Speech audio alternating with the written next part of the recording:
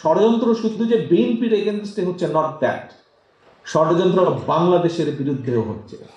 জাতীয়তাবাদী দলের একজন সৈনিক হিসাবে আপনার আজকে দায়িত্ব শুধু দলকে রক্ষা করাই না, একই সাথে আপনার ভূমিকা, আপনার কথাবার্তা, আপনার চলন বলন, উঠা বসা সব কিছুর মধ্যে প্রতিফলিত হতে হবে যে আপনি একজন দেশ রক্ষক বা দেশ রক্ষার সৈনিক।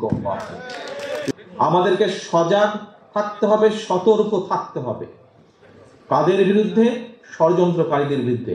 কাদের বিরুদ্ধে? দলের বিরুদ্ধে। যদি কোনো ভিতরে যদি কোনো বিভ্রান্তিকারী থাকে বা বিভ্রান্ত হয়েছে এমন ব্যক্তি থাকে যারা দলকে ক্ষতিগ্রস্ত হবে, তাদের বিরুদ্ধে সতর্ক থাকতে হবে, সজাগ থাকতে হবে।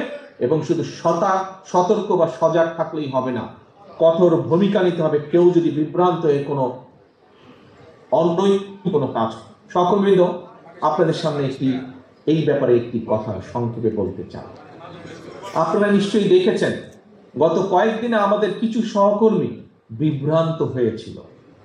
তাদের বিরুদ্ধে আমরা দলীয় সাংগঠনিক অবস্থান থেকে ব্যবস্থা গ্রহণ করেছি। এর পরেও যদি এইসব কাজে কেউ লিপ্ত হন, শুধু সাংগঠনিক ব্যবস্থা গ্রহণ করব তা না, সাংগঠনিক ব্যবস্থা গ্রহণের পাশে আমি দলের অবস্থান থেকে আমি এখন দেশের প্রচলিত আইন অনুযায়ী আইনগত ব্যবস্থা করব। কাজেই তারাও যদি বিভ্রান্ত হতে চান বা বিভ্রান্ত হওয়ার পরিকল্পনা করছেন, দয়া করে সাবধান হয়ে যাবে।